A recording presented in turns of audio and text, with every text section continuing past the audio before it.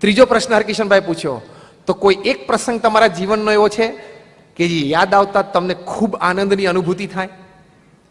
ત્યારે પ્રમુખ સ્વામી મહારાજ બોલ્યા, એક નહીં, બધા જ પ્રસંગો મારા જીવનના અમને યાદ આવે, આનંદ જ છે. Always in the state of joy and happiness, that is called absolute bliss. This is the ultimate stage of incredible life. 24/7, 365, 80. If you are in a state of bliss, that is called incredible life. 24/7 ના shops છે ને તમારે અહીંયા. હવે એક બે step હું આગળ જઉં છું. 24/7, 365 એટલે કેટલું? 12 માસ. અને 24/7, 365/80 એટલે શું? જીવનના 80 વર્ષ. 24/7, 365, 80 પ્રમુખ સ્વામી મહારાજ માટે કહેવાય 24/7, 365, 95 years of his life. એ અખંડ આનંદમાં રહ્યા. That is called incredible life. તો આવું એક અદ્ભુત જીવન આપણી સમક્ષ હતું. આવું જીવન આપણે જીવવું છે. Yes or no? Just raise your hands if you say yes. આવું જીવન આપણે જીવવું છે. કેવા વિચાર કરીશું, કેવી ભાવનાઓ કેળવીશું, કેવા વર્તન નક્કી કરીશું અને કેવી સમજણો દ્રઢ કરીશું, તો આવું અદ્ભુત જીવન જેનું એક 10 મિનિટમાં મેં વર્ણન કર્યું એવું આપણું પણ થઈ શકે. કારણ કે આ 70-80 વર્ષની જે રમત છે ને, if you don't play it વેલ, તો જીવનમાં અસંતોષ ને દુઃખ છેલ્લે બહુ રહી જાય. Because man is born crying, he lives complaining, and he dies unsatisfied. માણસ જન્મે છે રોતા રોતા, જીવે છે ફરિયાદ કરતા કરતા, અને મરે છે અસંતોષ સાથે.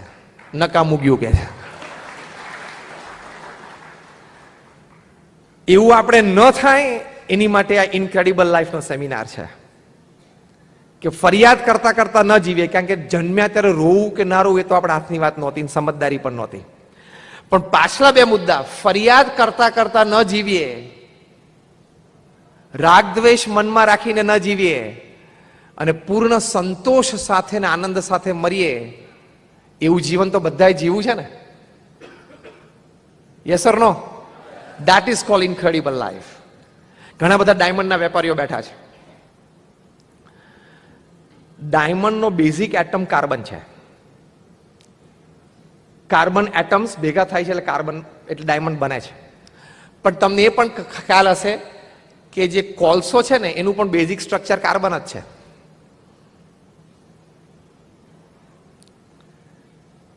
બેઝિક સ્ટ્રક્ચર સરખું છે એટલે કે બેઝિક એટમ્સ સરખા છે, છતાં કોક કોલસો બની ગયું અને કોક હીરો બની ગયું. કોકની લાઈફ ફિઝુલ ગઈ અને કોકની લાઈફ ઇનક્રેડિબલ થઈ ગઈ. બધાને ભગવાને સરખું જીવન આપેલું. બુદ્ધિ, શક્તિ, આવડત, હોશિયારી કેળવી શકાય છે. એનું કારણ શું? એ કાર્બન એટમ્સ જ્યારે હેફેઝાર્ડ ગોઠવાયેલો ને ગમે તેમ, જીવનમાં કોઈ નીતિ, નિયમ, ધોરણ, લાગણી, ભાવના, પવિત્રતા કશું જ ના હોય, એટલે હેફેઝાર્ડ કાર્બન એટમ ગોઠવાયા હોય ને એટલે કોલસો બને. એમાં અંદર કાર્બન સ્ટ્રક્ચર ઠેકાણા વગરનું હોય. એ હેક્ઝાગોનલ સ્ટ્રક્ચરમાં ગોઠવાય ને, જે સાયન્સ ભણેલા છે ને ખબર હશે, it's a benzene ring, hexagonal structure. તો હેક્ઝાગોનલ સ્ટ્રક્ચરમાં ગોઠવાય ને ત્યારે ગ્રેફાઇટ બને, લેડ, પીબી, કેમિકલ નેમ અને પેન્સિલમાં બધે વપરાય, થોડી કિંમત વધે એની. એના એ જ કાર્બન એટમ જ્યારે ટેટ્રાહેડ્રલ સ્ટ્રક્ચરમાં ગોઠવાય ને ત્યારે એ ડાયમંડ બની જાય. એમ ભગવાને આપણને બધાને 70-80 વર્ષનું જીવન આપ્યું છે. કાર્બન એટમ્સ આપણા હેફેઝાર્ડ ગોઠવવા, હેક્ઝાગોનલ ગોઠવવા કે ટેટ્રાહેડ્રલ ગોઠવવા એ આપણા હાથની વાત હોય છે. It is in your hands to make your life incredible.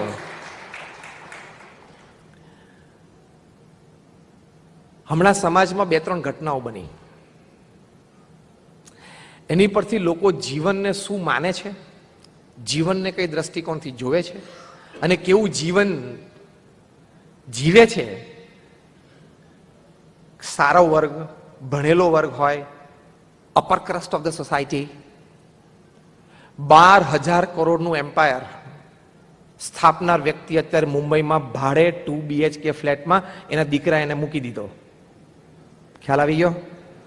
એમના બ્રાન્ડ નેમની નીચે લખાતું હતું the complete man. he did not become complete. બન્યું ને? બીજો પ્રસંગ, IAS officer at the age of 35 એને સુસાઇડ કર્યો. એ પ્રસંગ પણ તમે સાંભળ્યો હશો. ત્રીજો પ્રસંગ, મુંબઈમાં એક 65-70 યર ઓલ્ડની લેડી એકલા રહેતા હતા ફ્લેટમાં, એ મૃત્યુ પામ્યા. 1 વર્ષ પછી ખબર પડી કે અંદર તો એનું બોડી સાવ સ્કીની થઈ ગયું હતું, કારણ કે સાઉન્ડ પ્રૂફ બેડરૂમમાં અંદર હતા, એટલે ખબર નહીં ગંધ આજુબાજુ વાળાને નહીં આવી હોય, અથવા 1-2 ફ્લેટ ખાલી હશે આજુબાજુ.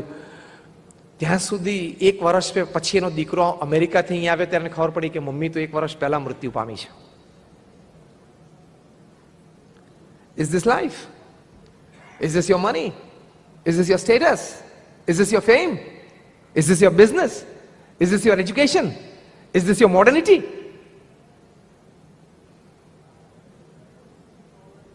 આ 3 પ્રસંગોએ તો આખા સમાજને હલાવી નાખ્યો. એટલે આપણે ઘણી વખત આપણી વિચારધારાથી જીવીએ છીએ. એ વિચારધારા શાસ્ત્રોક્ત, એ વિચારધારા મહાન પુરુષોને માન્ય, અને મહાજનો યેન ગતઃ સ પંથા, એટલે કે મહાજનો, મહાન વ્યક્તિઓ જે પથ ઉપર ચાલ્યા છે એ પથ ઉપર ચાલવા માટે પ્રયત્નશીલ થવા માટે આ વિચાર યોગ્ય છે કે નહીં એ તો ચેક કરવું પડે ને. Because you learn always from the life of great personalities. આપણે કંઈક વિચારતો હોય, સામેવાળી વ્યક્તિ કંઈક વિચારતી હોય. એક સાહજિક વસ્તુ યાદ આવી ગઈ. નહીં, પેટ કૂતરો હોય ને એને રમાડવા માટે લઈ જાય ને એટલે પેલો માલિક આમ બોલ ફેંકે અને પેલો કૂતરો દોડીને બોલ લઈને પાછો આપી જાય. બરાબર?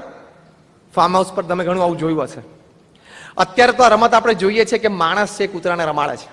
ભવિષ્યમાં વી ડોન્ટ નો કે ડોગના માઇન્ડનું પણ એનાલિસિસ ડિટેલમાં થાય 50-100-150 વર્ષ પછી, ત્યારે કદાચ એવું બહાર નીકળે કે કૂતરો એવું સમજતો હતો કે મારા માલિકને બોલ ફેંકવાની બહુ મજા આવતી હતી ને, એટલે વારે વારે બોલ લઈને એને આપતો હતો, એટલે એકચ્યુઅલી કૂતરો એના માલિકને રમાડતો હતો. એ તો હવે એનાલિસિસ થાય ત્યારે ખબર પડે. અત્યારે તો આપણે એવું જાણીએ છીએ કે ભાઈ માલિક કૂતરાને રમાડે છે, પણ હવે કૂતરો માલિકને રમાડતો હતો એટલો ઇન્ટેલિજન્ટ છે કે નહીં હજી 50-100 વર્ષ પછી ખબર પડશે. Different angles, different view points, એટલે જીવન જીવવાની દિશા મળતી નથી આપણને. અને વ્યાખ્યાઓ બદલાતી રહે, સમજદારી બદલાતી રહે, એટલે ઇનક્રેડિબલ લાઈફ સુધી આપણે પહોંચી નથી શકતા. જો પહેલાના જમાનામાં ગામડામાં લોકો પાસે બળદગાડા અને ઘોડા હતા,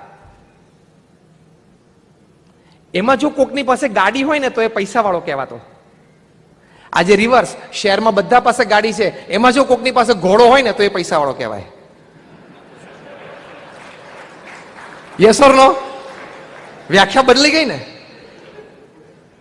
એ વ્યાખ્યા બદલી ગઈ. આ બદલાતી રહે છે. આવા બધા વિચારોના ઘમસાણો વચ્ચે આપણને ઇનક્રેડિબલ લાઈફની દિશા જ મળતી નથી. અને દિશા જ ના મળે તો પછી શું કરવાનું?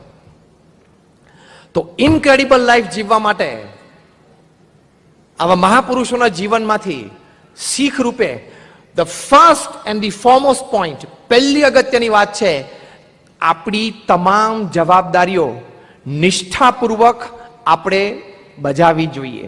આ ઇનક્રેડિબલ લાઈફનો પહેલો મુદ્દો યાદ રાખજો. આપણી તમામ જવાબદારીઓ આપણે નિષ્ઠાપૂર્વક બરોબર બજાવવી જોઈએ. Every problem has a solution. દુનિયામાં કોઈ તાળું એવું બન્યું નથી કે જેની ચાવી ના હોય. તાળું બને સાથે ચાવી બને. એ જવાબદારીઓનું જ્યારે વહન કરતા હોઈએ ત્યારે એ સમજવાનું કે ગમે તે પ્રશ્નનું સમાધાન ચોક્કસ છે. અંગ્રેજીમાં એક કહેવત છે, if you replace W with T, there is all solutions. તમે કહો વોટ, તો આગળ W ને બદલે T મૂકી દેવાનો, ધેટ. શું? તો કે એ. તમે કહો વેન, ક્યારે, તો W કાઢીને T મૂકી દેવાનો, ધેન, ત્યારે. તમે કહો વાય, આ શું કામ, તો T મૂકી દેવાનું, ધાય, તું અને એ.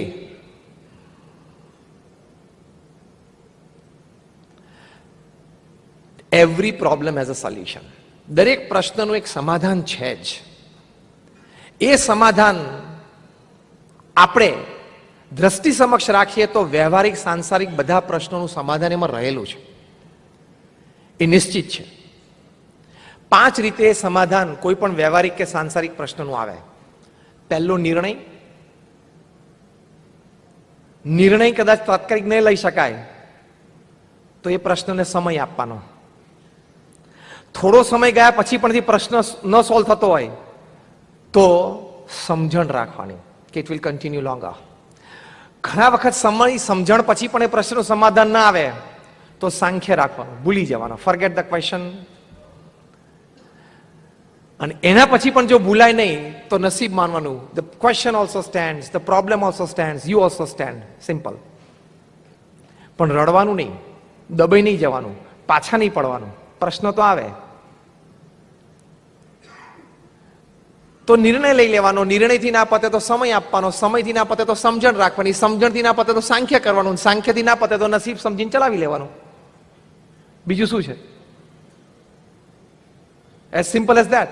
Either solve your problem, either live it or live with it. Simple. કાં તો પ્રશ્નનું સમાધાન લાવવાનું, કાં તો પ્રશ્નને છોડી દેવાનો, અને કાં તો પ્રશ્ન સાથે જીવતા શીખી જવાનું. આ 3 જ ઉપાય છે. આ માસ્ટર કરીએ ને આ આર્ટને, that is called incredible life. Either solve your problem or leave your problem or live with your problem. Simple. આને incredible life કહેવાય. તો એ વાત એ આપણે આપણા હૃદયમાં દ્રઢ કરવાની કે every problem has a definite solution. બીજી વાત સાંસારિક જવાબદારીઓમાં, તમે કમાઓ છો, નોકરી ધંધા કરો છો, તમારા ફેમિલીને સારી રીતે સાચવો છો, બાળકોને અભ્યાસ આપો છો, એટલે એ વિભાગની આપણે અત્યારે વાત નથી કરતા. પણ એનાથી એક સ્ટેપ આગળ જે તમારી જવાબદારી છે, ઇનક્રેડિબલ લાઈફ તમારી અને તમારા કુટુંબીજનોની બનાવવા માટે, એ તમારે તમારા કુટુંબીજનોને સંસ્કારિત કરવા પડે. તમે મોલમાં લઈ જાઓ છો તમારા ફેમિલી મેમ્બર્સ, ઓકે. થિયેટરમાં લઈ જાઓ છો, ઓકે. એન્ટરટેનમેન્ટ માટે લઈ જાઓ છો, ફાઇન. પાર્કમાં લઈ જાઓ છો, ફાઇન. પણ તમે એવા સ્થાનોમાં પણ લઈ જાઓ કે જ્યાંથી એને મોરાલિટી અને સ્પિરિચ્યુઆલિટી, નૈતિકતા અને આધ્યાત્મિકતાની પ્રેરણા મળે.